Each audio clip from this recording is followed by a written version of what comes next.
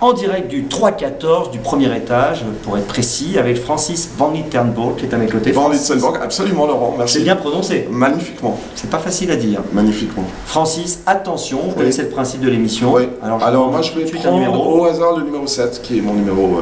Alors là, je pense que ça va vous inspirer. Oui. Gros sujet. Les pâtes collées au fond de la casserole. Eh ben, c'est vrai que les pâtes collées au fond de la casserole, ça arrive à tout le monde et ça peut être très emmerdant. C'est un peu comme la vie en fait. Alors, on peut prendre une fourchette et essayer de les décoller, ça ne marche jamais. On met les doigts et on se les brûle. On tire dessus, il y a la moitié qui vient et pas l'autre moitié. Pendant ce temps-là, il y a l'assiette qui refroidit de pâte à côté. Vous savez qu'il y a des gens en plus qui sont très maniaques, qui détestent qu'on essaie de décoller les pâtes collées au fond de la casserole parce que ça risque de rayer la casserole. Et ben voilà, et voilà. Ça, vous êtes maniaque, vous ou pas? Je dirais pas maniaque.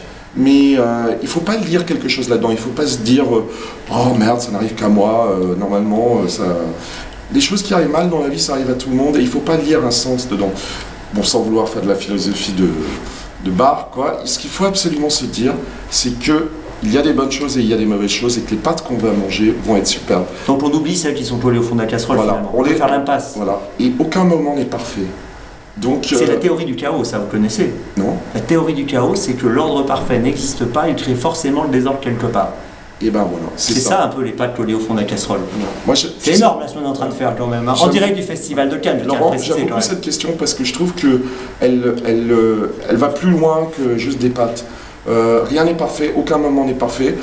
Alors par exemple, c'est pour ça que les cartes postales sont les cartes postales, ou le cinéma, ou les défilés de mode, c'est que le moment est parfait, les gens ont fait une carte postale, il n'y a rien qui cloche dedans. Vous faites une photo, vous, il y a toujours quelque chose qui cloche. Mais en fait, aucun moment n'est parfait. C'est ça qui fait la singularité. Exactement. Un autre numéro, Francis. Oui. On est parti très fort là quand même. Oui, hein. oui. Le niveau est très élevé là quand même. Hein. Alors on y va. Un numéro. Au hasard, le 2. Le 2. La recherche d'un taxi à 2 h du matin le samedi soir à Paris. Alors là, c'est pas Cannes, hein, on est à Paris. Alors qu'est-ce que ça vous inspire? Ça, c'est vrai que c'est une galère quand même, le samedi soir. Maintenant, il y a Uber. Bah voilà. Non mais bon, il faut dire que le taxi, c'est quelque chose de très intéressant aussi. Laurent, aucune question n'est bête dans ta liste là. Je trouve que celle-là est particulièrement bonne. C'est que le taxi. C'est le hasard qui nous amène sur ces questions. Ouais. Moi, je suis complètement. Moi, je suis jamais à l'aise dans les taxis. D'abord, j'arrête pas. Jamais à l'aise. Non, même si je suis blindé de blé, je regarde toujours le maître qui passe là. Ah, vous êtes stressé par le compteur? Ouais. Et je me dis, en plus, je paye et cet abruti ne vient pas avec sa voiture. Donc, en fait, on est dans l'insulte et l'injure en même temps. Donc, les taxis sont pas trop vos copains, si j'ai bien compris. Non, les taxis servent à quelque chose. Moi, j'ai pas mon permis de conduire. Et j'aime beaucoup les taxis dans le sens où j'aime bien arriver, quoi. Je trouve que c'est génial de payer, d'arriver, voilà. Mais je pense qu'il faut qu'ils soient dispo.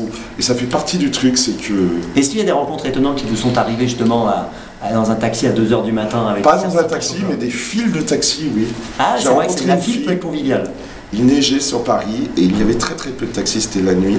Et une fille attendait, elle avait froid et moi aussi. Et je me suis dit, bon, j'étais devant, je me suis dit, bon, je vais la laisser passer, c'était au Palais Royal. On a sympathisé, le taxi est arrivé, je l'ai déposé à son hôtel et on s'est vu le lendemain. Et on s'est revus, j'avais 20 ans et c'était super. Vous nous faites rêver, Francis, c'est beau. Allez, un numéro, très vite, entre 1 et 30. Le 1. Le 1, bah, tout simplement, il faut aller au numéro 1, les cartes de fidélité. Les cartes de fidélité, ah bah c'est très bien. Vous êtes fidèle, vous, comme ça, au magasin, vous revenez, vous avez vos cartes de fidélité? Je fais pas gaffe, mais je sais que ma maman me laisse pas aller faire les courses quand je vais chez elle sans la carte fidélité du Shopee, du... Alors, vous avez toutes les cartes de fidélité parce que c'est énorme. Du Shopee à côté, il faut que je l'aie. Alors elle me dit, oui Francis, t'es sûr d'avoir la carte de fidélité? Alors je sais même pas à quoi elle sert, mais... C'est vrai qu'on sait pas à quoi elles servent les cartes de fidélité. En fait, on ne bénéficie de rien en fait avec les cartes de fidélité. Du moins, on n'a jamais l'impression de bénéficier de quelque chose. Ouais. Et vous savez Laurent, il faudrait presque une carte d'infidélité. Alors je sais pas qui va l'inventer, mais de pas être dans le bon magasin et on gagne de l'argent quand même. C'est une bonne idée ça, la carte d'infidélité, très bonne idée, très bon. Allez, un autre numéro, un dernier, Francis. Alors, on va prendre le 30. Les poils de chien sur les sièges de voiture, on est très voiture quand même. Ouais. Alors, les poils de chien, alors moi je suis plus chat que chien, mais c'est vrai que les poils sur les voitures c'est embêtant, mais je pense à un petit coup d'aspirateur et voilà, hein, c'est bon. C'est vrai quand on arrive en costard, qu'on est bien habillé, tac tac, et qu'on se lève et qu'on a tous les poils de chien, Alors, parle-moi de l'électricité statique, tu connais ça? Qu'est-ce que c'est? Alors ça, c'est vous qui posez les questions d'un seul coup. Ah non, non, non, non. Comme je sais que vous êtes érudit là-dedans, Laurent. Oui, je vois qu'on renverse la situation. C'est le premier invité qui me fait ça. Bien joué, Francis, en tout cas. Qu'est-ce que c'est que l'électricité statique? C'est ce qui permet de coller les cheveux à la main, comme ça. Hein. Je connais un petit peu le truc. Faut pas avoir les cheveux trop propres. Je pense que l'électrodynamisme est très intéressant, n'est-ce pas, Laurent? Je suis d'accord. Bravo, Francis.